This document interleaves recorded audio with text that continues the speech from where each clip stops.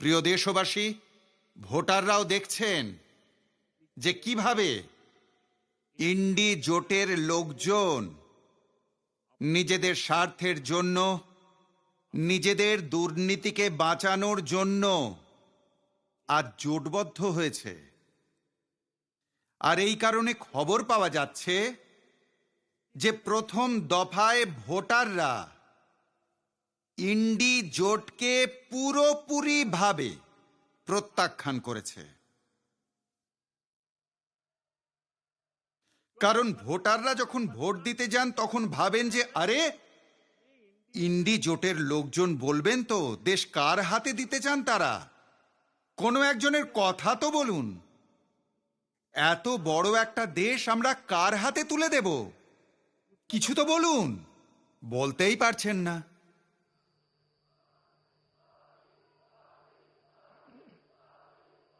এই সব লোকজন যাই করে নিন না কেন, আসল সত্যিটা হলো নির্বাচনের ঘোষণা হওয়ার আগে থেকেই কংগ্রেসের নেতারা হার মেনে নিয়েছেন। আর এই কারণে কিছু নেতা যারা বারবার লোকসভায় জিতে আসতেন, এবার আপনারা দেখেছেন তারা লোকসভার নির্বাচন ছেড়ে রাজ্যসভার রাস্তার ভিতরে গিয়ে বসে পড়েছেন। নির্বাচনে লড়ার সাহসই নেই আর। এমন অবস্থা হয়েছে যে ইন্ডি জোটের লোকজন এই নির্বাচনে লড়ার জন্য প্রার্থী পর্যন্ত পাচ্ছেন না। বেশিরভাগ সিটে এদের নেতা প্রচারই করতে যাচ্ছেন না। আর আপনারা এটা জেনে অবাক হবেন যে এই দেশের প্রায় 25% সিট এমন আছে, 25%, যেখানে এই ইন্ডি জোটের লোকজন ভিতরে ভিতরে একে অপরের বিরুদ্ধে নির্বাচনে লড়ছেন। আর এরা কি ধরনের কথা বলে থাকেন কেউ কল্পনাও করতে পারবে না। দু একটার মধ্যে গন্ডগোল থাকতে পারে, সেটা মানাও যায়। 25% সিট এমন আছে এদেশের লোকসভার যেখানে এই যে যারা জোট বাঁধার ক্লেম করে থাকে এরা নিজেদের মধ্যেই নির্বাচনে লড়ছে, একে অপরকে জেলে দেওয়ার কথা বলছে, একে অপরের ওপর নানা রকম অভিযোগ আনছে।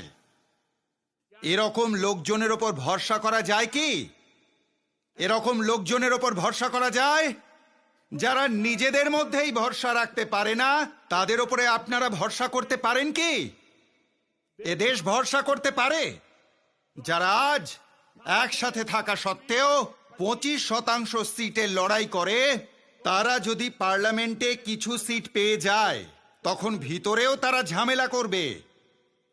আর এই কারণে এই নির্বাচনে এদেরকে শিক্ষা দেওয়াটা অত্যন্ত জরুরি। আর দেখুন, কংগ্রেসের যিনি রাজপুত্র, উনিও ওয়েনাডে সংকট দেখতে পাচ্ছেন। রাজপুত্র আর ওনার লোকজন 26শে এপ্রিল ওয়েনাডে ভোটিং হওয়ার অপেক্ষা করছেন।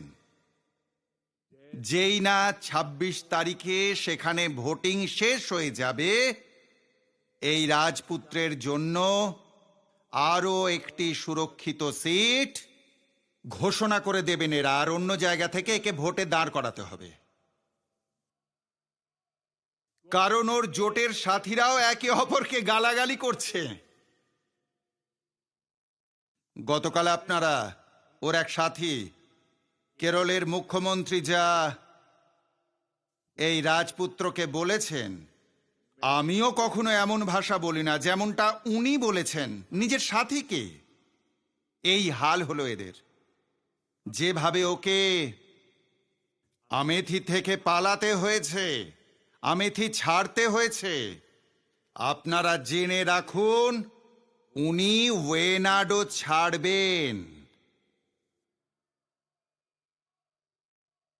আপনারা দেখবেন কংগ্রেসের এই পরিবারের, মানে আপনারা শুনে অবাক হবেন যে স্বাধীনতার পর প্রথমবার এমন পরিস্থিতি তৈরি হয়েছে যে কংগ্রেসের এই পরিবার এই নির্বাচনে কংগ্রেসকে ভোট দেবে না, মানে নিজেরাই কংগ্রেসকে ভোট দেবে না।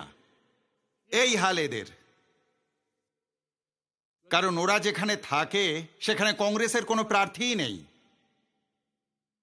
আচ্ছা, এরকম পরিস্থিতি হবে কখনো ভাবতে পেরেছিলেন আপনারা?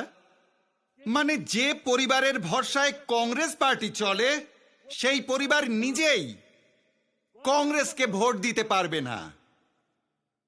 প্রিয় দেশবাসী, আপনারা দেখবেন ৪ঠা জুনের পর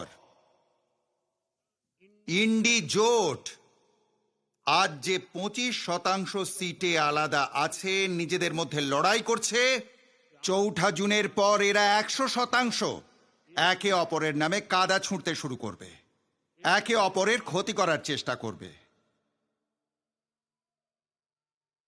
এই কারণে এই ইন্ডি জোটের জন্য আমায় বলুন, এদেশের কোনো বুদ্ধিমান নাগরিক এদের জন্য নিজের ভোটটা নষ্ট করবেন? নিজের ভোট কখনো নষ্ট করবেন? আর আমি তো ভোটারদের বলি, আসুন বেশি করে এনডিএ-কে ভোট দিন, পুরো শক্তি দিয়ে ভোট দিন। এনডিএ-কে ভোট দিতে হবে, উন্নত ভারতের জন্য ভোট দিতে হবে। আর এই কারণেই আজ গোটা দেশ বলছে, আরো একবার, আরো একবার, আরো একবার।